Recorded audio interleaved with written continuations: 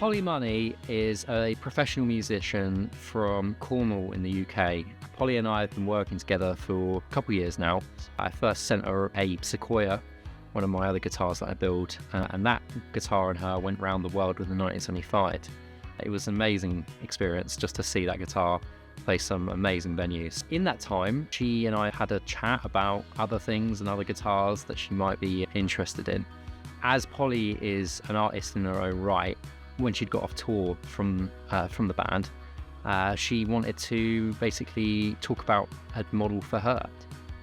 So I had this new prototype which I showed her. It's a little bit different to the Sequoia. Some of the features, including like the bridge and things like that, they just mean that the guitar feels a little bit different. So I said to her to come down to the workshop, and yeah, she came over and checked out the new model. Didn't even have a name yet, so it was just called the prototype at the time. Yeah, so it was a good day. We sort of sat down talking about the tour, seeing what she kind of thought about the Sequoia, and little things that she sort of liked and things that she might want to change. And really it was just starting to become like one of those things where you sort of pare down what you would want in a custom instrument. So this video is going to be us building a custom guitar, from starting out with a bit of wood and then ending with hopefully a guitar that Polly likes.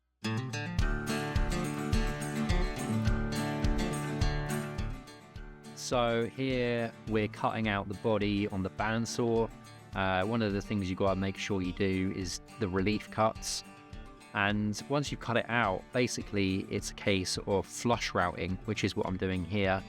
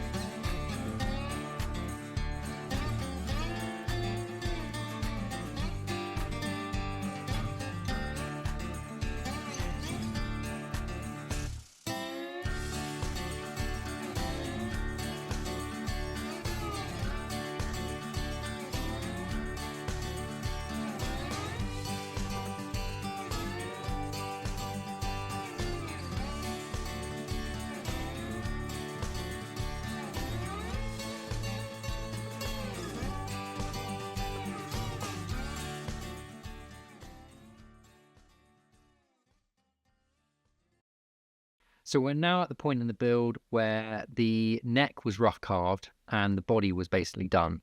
So I now could get Polly down and get her to spec out exactly what she wanted out of the neck. This is the thing that you don't get if you buy something off the shelf. It's really fun to see someone sort of going and thinking about exactly what they want. Polly even got a little bit stuck in with the frets, which I might have had to do again. Anything you want to take off, we can just take off. Oh, really? Yeah, so we're going to basically make it feel how you want it to feel. Oh my gosh, that's so cool. And then do you round off this? Yeah. It's all going to be like super smooth and yeah, so it's going to be good. Oh my word. So yeah, I'll just finish these bits and then, but yeah, no, it's good. I like doing frets, to be fair, because it's, as long as you've prepped everything right, it's actually a breeze. Yeah. You can do one if you want. Do you want to go? Absolutely. Yeah, okay. Okay, so I'll show you how to do it. Yeah. So what we do is we get it in the slot, and you see where like I've kind of chopped out the ends. Yeah. So we do that, and we just give it a little tap like that, not very hard. And then you line it up, and then it's just a gun it down until it's like good amount of pressure. Hold it down there for a sec. And that's it? And then that's it. And it should always go down smoothly. Okay, cool. Yeah? We'll try it. And then at the end, we just get these really close to the board. Like so. So you hold it like that. Alright? Yeah. Right, I'll put the glue on and then... Put the glue on and then you just... the rest. Do you whack it in the hole? Tap it in the hole. Tap no it. whacking. And you like... No whacking. Definitely no whacking. No whacking. And is that like... It's so precisely... Yeah, so that's the shape of the actual... So the shape of the actual fretboard is the same as the shape as that. Yeah. Oh, so there's like a slight curve on the fretboard. Yeah, exactly. But it's, so is this all? This is all one piece. Yeah. So this bit was a bit of a technical challenge. I was gonna say. Liam and I were sitting around this week and like I was like, how the fuck am I gonna get this bit? Oh, you've done it. But yeah, like it looks. I think it looks pretty cool. I think it looks really cool. Because that was what I was like, how am I gonna get this Yeah. bit? But actually, once I worked it out, it was actually fine. So If it goes horribly wrong, yeah, what happens then? then I have to make a new neck. Just hit the trap. So try and centre it.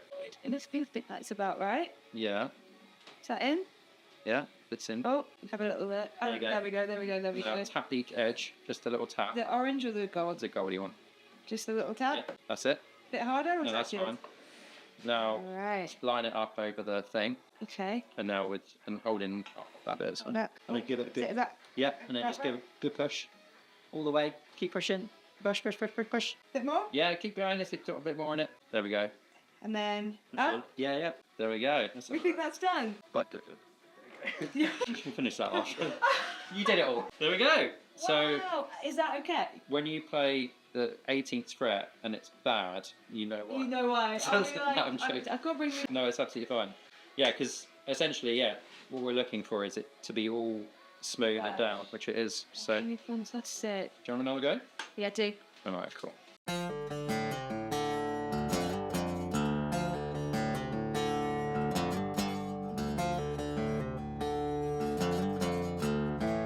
I think I fucked it this time.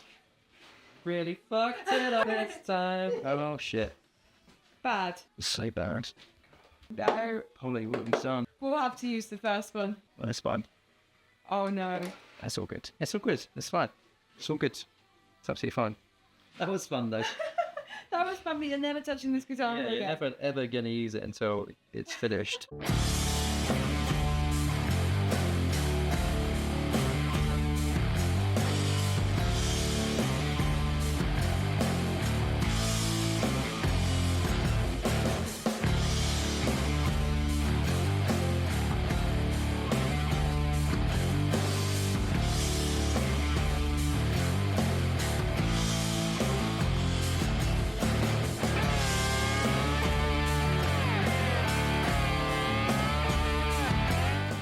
Yeah, I like it. See, I think we can just pull it back a little bit more. In what sense? Kind of girthiness. Or Like- you can't go this way. No, you can't go that way. So, Like, do you mean like round this area? yeah, I would say. I think maybe it's ever so slightly, probably more on the bottom. I would say if there's any chance, because can you go any more on the frets either? Yeah. I We would- can round I that. would just round the top off a little bit more Yeah, as well. that's fine. So that top edge just needs to come. Yeah, here. Just round that off ever so slightly. The top height done here.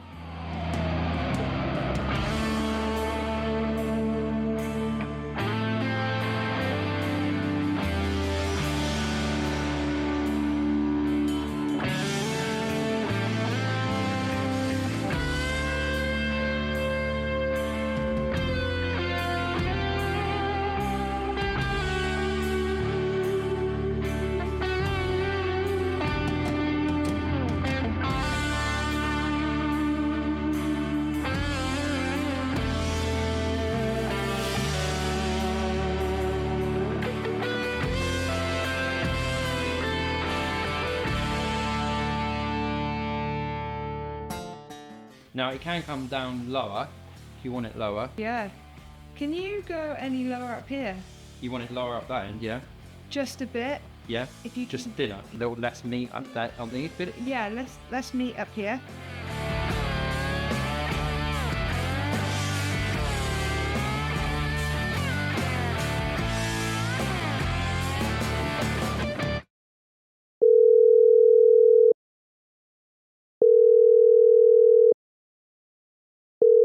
Hi, Polly. How you doing?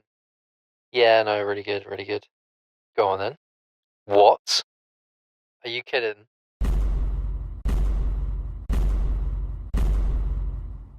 So this guitar is going to be playing Glastonbury. Didn't expect that. The pressure is now on to get this thing done. Now the neck has been spec'd. It means I can get on with sanding and finishing. The sanding and finishing is probably one of the most important processes that you don't rush. It's one of those things where if you rush the finish, you'll regret it and end up needing to do it again. So it's one of those things where you've got to take the time and don't cut corners. So with the body, it's very good sanding, then primer, color coat, top coat, and then polishing. With the neck on this one, it was sanding it very nicely, and then it's a couple of coats of lacquer on the back just to seal it. We wanted it to feel like an oil finish, but it's going to be sprayed. And then on the fretboard, a nice gloss. That just means that when you're bending, it's just nice and easy, and then it also just looks really good. Again, on the headstock, we went for a gloss as well. So while that's all going on, it gives me time to get on with the pickups, which again is a massively important part of an electric guitar. Probably one of the most important as far as the sound, as you would expect. These are the microphones in the guitar, if you will. They make such a big difference. If you've ever swapped out your pickups, you'll know that it just changes the whole feel of the instrument. So we've got our magnets, and with this device, it lets me know which side of the magnet it is, and then we mark them.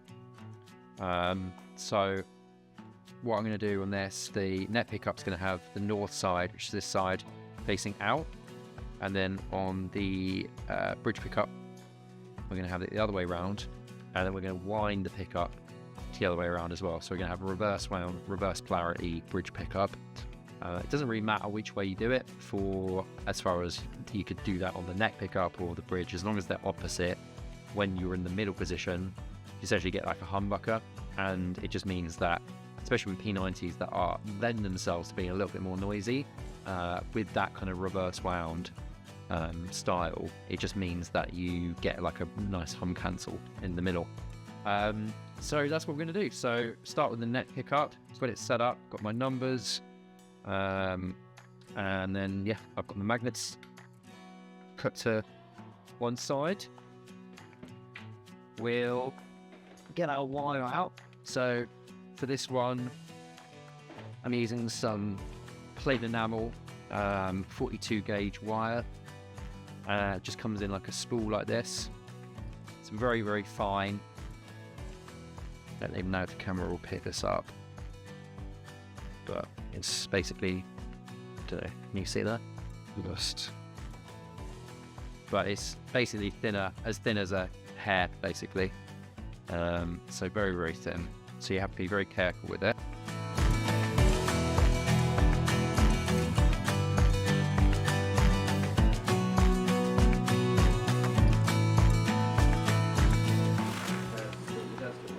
Yeah, no, he's stressing. Yeah. I think he needs to retire. Yeah.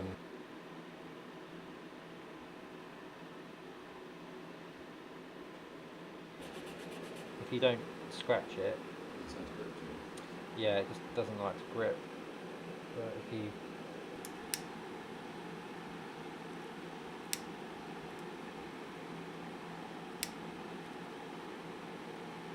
So with this, I basically went off of a previous P90 design that I had shown Polly on the prototype. I'd had this spec, which we've now christened the Jackal and Hyde. And yeah, this spec is basically something where the neck pickup, it feels very, very creamy. It's a P90 pickup, so it's a big single coil. But I think because of the way that we wind it and the mixture of wax that we use when we're potting it, it means that the pickup has this really nice compression to it. And it just means when you strike the string, it just kind of feels like natural compressed sound, which for what Polly does with her music is exactly what she kind of wanted.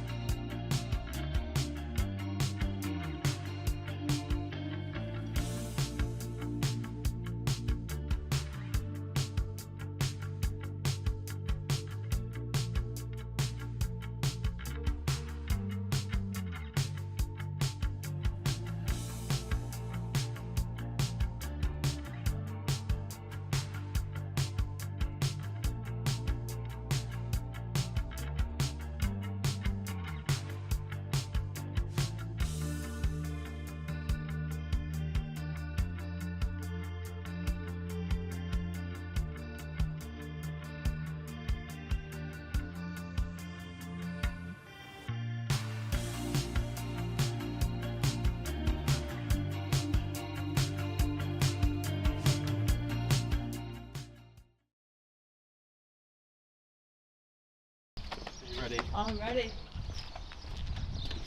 Now. Go on then. This is it. Okay. Suck it out. I know. Right. It's actually happening now. Shall I open it now then? Let's Yeah. do it. You ready? Yeah, I'm ready. Okay.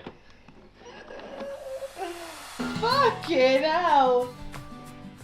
Oh my god. That's actually so mint. Oh my god. I am blown away by that. Fucking hell. That looks good. I know, yeah, they That looks anodized. so paying. I mean, it looks like a guitar from like the 60s. Yeah, it's got that kind of. I kind of was trying to work out where it sort of sat, but Oh my god. I love how you've done the neck as well. All of that. the glossing, yeah. Did you do that on the fretboard as well? On the gloss is on the fretboard, and then on the back it's like a satin kind of thing. Can I pick it up? Yeah, of course. Whoop. Holy smokes.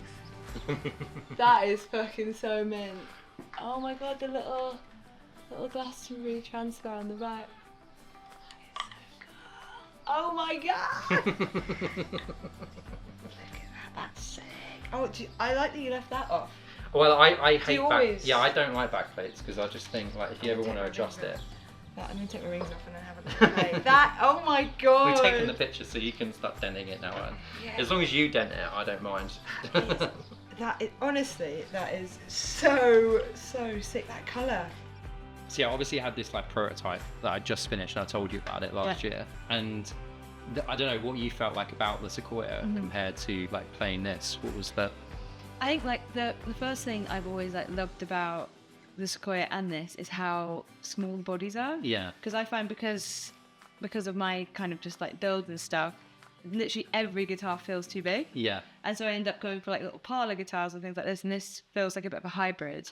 And both of them, but then this kind of felt like a lot lighter than the Sequoia, because I think for what I was using it for, the Sequoia I was using for more like of the rock songs. Yeah. In the band, or like more of like the pop rock stuff, and it felt like you wanted the heaviness because it kind of you can dig in a little bit more. Yeah. Whereas this for my stuff is going to feel like it just felt a lot comfier. Because you like a Strat, don't you? Like normally that's yeah. what like go to. Exactly, yeah. A Strat is my kind of go-to. So all like the curves and everything, it just felt like it fit really, really nicely. Yeah. I mean, to be honest, I love both of them. I love both the Sequoia and this one, but I think they kind of fit different things. Well, it's a slightly thinner neck, isn't it? When I showed you this, like I think this neck, even though it's thin, it's quite deep, isn't it? Sure. Which I just built for myself because whenever I'm doing a prototype, I just build it for me. Yeah. So Of course. like, Yeah. because I'm just like, What? I might as well just have what I want, and then Sure. if that's good, then I'll have another guitar for me. Yeah. And then Sarah can just be like, oh yeah, okay, it's fine, you can have that one there.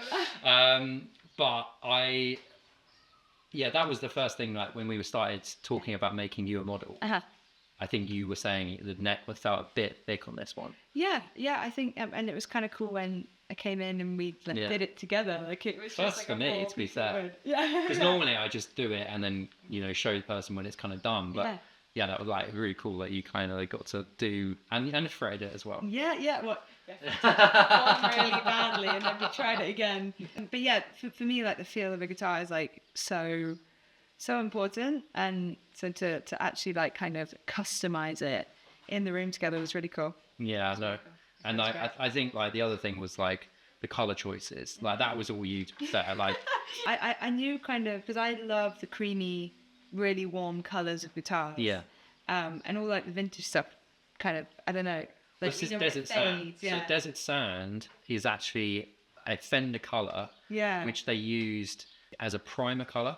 Oh, really? So they used to prime guitars with that color, and then this is like now just a color that you can get, and then like matching it with like a roasted maple neck. Yeah. I mean, I think because that was one of the first decisions was the roasted neck, wasn't it? Because like a few friends have one, and I've seen them around, but you don't like see them loads. I mean, they're in my opinion, like the best because like it just stabilizes the work. I've got a Strat that I built, and that neck never moves. It's really nice in the hand.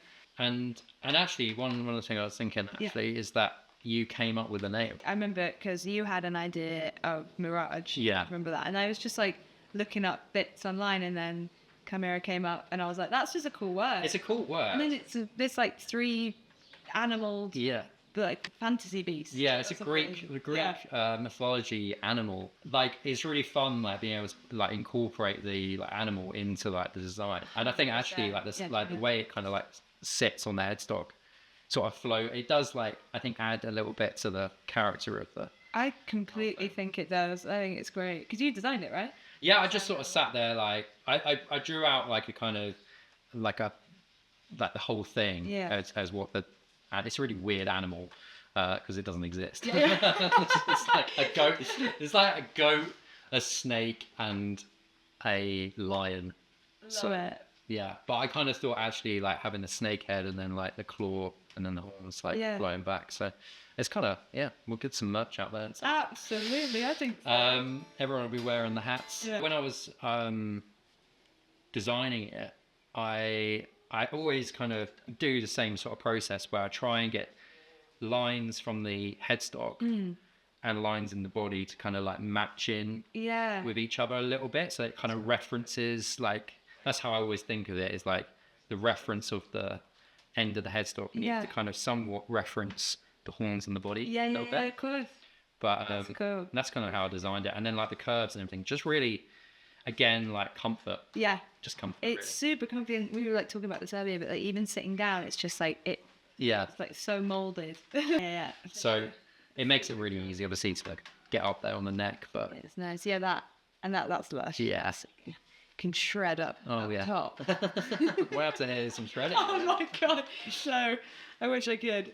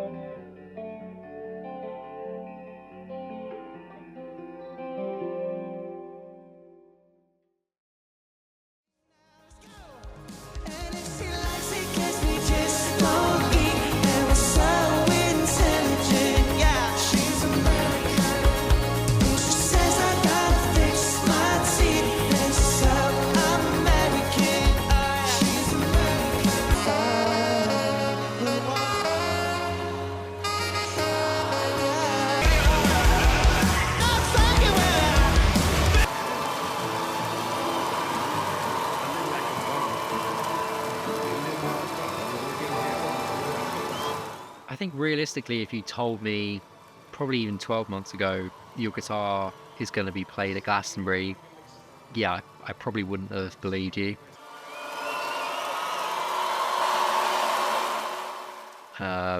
But it has, so I don't know. I'm just blown away, really.